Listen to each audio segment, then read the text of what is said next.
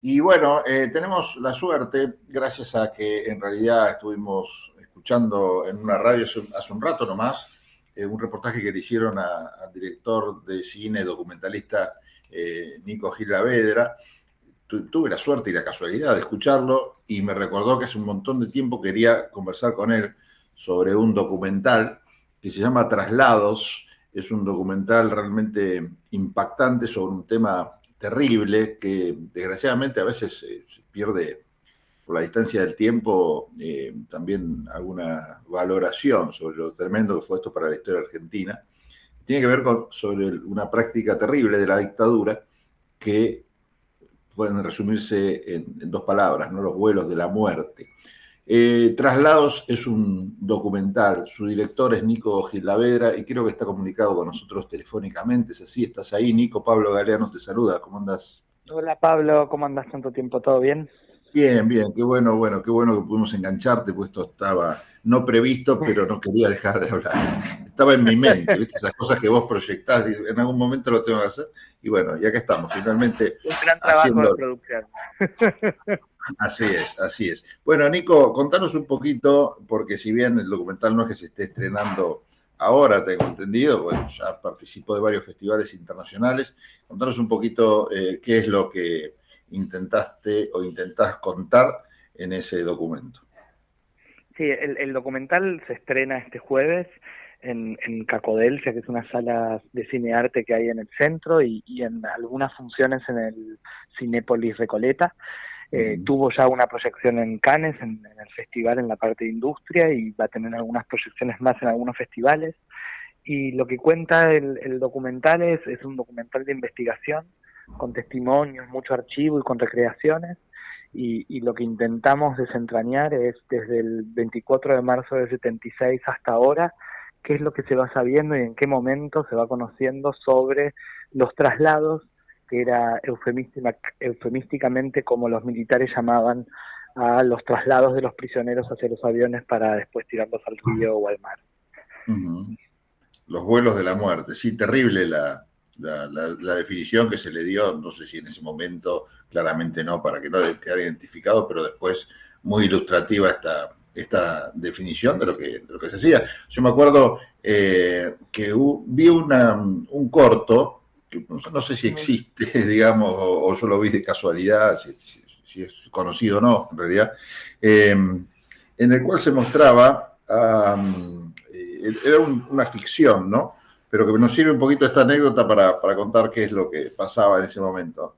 Era una ficción donde había muchas víctimas de secuestro que estaban en un avión yendo hacia lo que era el río, ¿no? El río de la Plata. Y de repente venían unos grandes superhéroes a defenderlos y a salvarlos, y uno de esos pasajeros era el propio Oestergel, ¿no?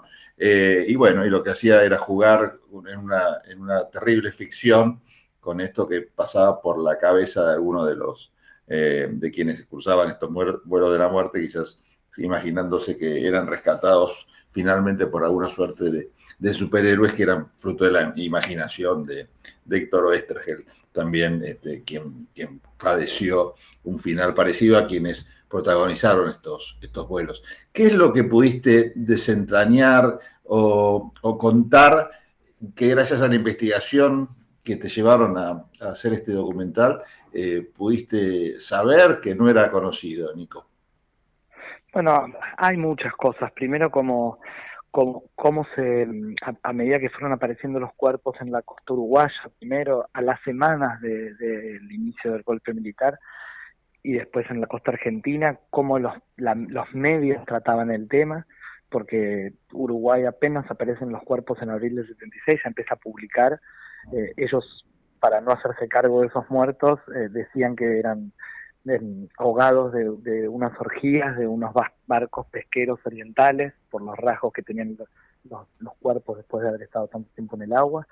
Y después, bueno, cómo ya con ex detenidos que fueron saliendo de los centros clandestinos empiezan a hablar un poco más. En el juicio de la Junta se menciona un poco esto de los traslados, y después el sumum de la impunidad argentina, que es en los 90 con el indulto y las leyes de audiencia y de punto final en la época de Alfonsín, que sale a hablar Silingo, que era un capitán de corbeta, que sale a hablar en el 94 en televisión y confiesa haber tirado gente en 2 vuelos a 30 personas.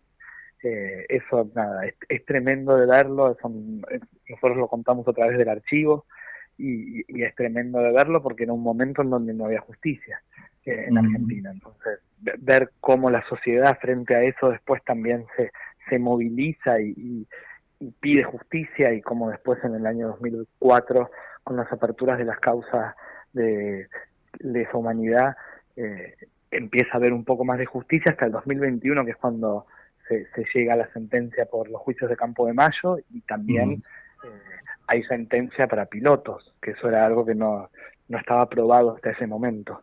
Claro, cuando es interesante ese proceso que como director documental seguramente has hecho de ir recabando esta información, tratando de resolver algunas de las premisas que te planteabas al comienzo de esta historia, de la escritura de esta historia. ¿Lo hiciste con un guión previo? Porque hay documentales que son bastante guionados y otros que el director se deja llevar por los descubrimientos que va haciendo. ¿Cómo fue el proceso?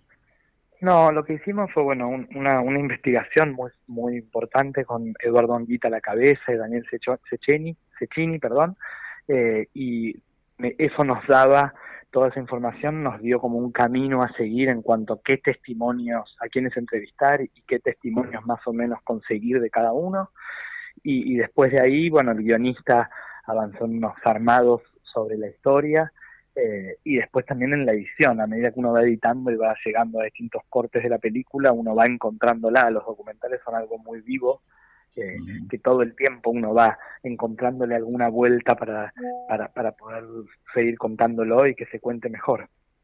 ¿Resolviste o armaste todo el rompecabezas o te quedaron algunas piezas sin colocar porque no las encontraste o porque no sabías dónde ponerlas? No, pudimos contar todo lo que queríamos y armar. Lo contamos cronológicamente también para que uno pueda hacer las piezas, tener las piezas y ir armando el rompecabezas que se logra hacia el final, ¿no? Con la sentencia de Campo de Mayo y con la expatriación del avión que ahora está de uno de los aviones de los cuales se tiraba gente, que ahora está en la ESMA. Y los protagonistas directos o indirectos de estos temas que vos tratás en el documental, ¿lo pudieron ver? ¿Qué recepción tuviste? Más allá de que el público lo pudo ver quizás en los festivales internacionales, pero todavía acá no. Pero digamos, los No, protagonistas... todavía no lo vio mucha gente, digo, lo vio mi viejo, que justo en el estreno no va a estar porque está de viaje, así que lo Ricardo vio la semana Filomena es el pasada. papá de Nico, sí. Sí, sí, y lo están viendo ahora, bueno, periodistas, y hay muchos de los entrevistados que están invitados a una función de estreno que tenemos el jueves, pero no, todavía la verdad que no vio la película tanta gente.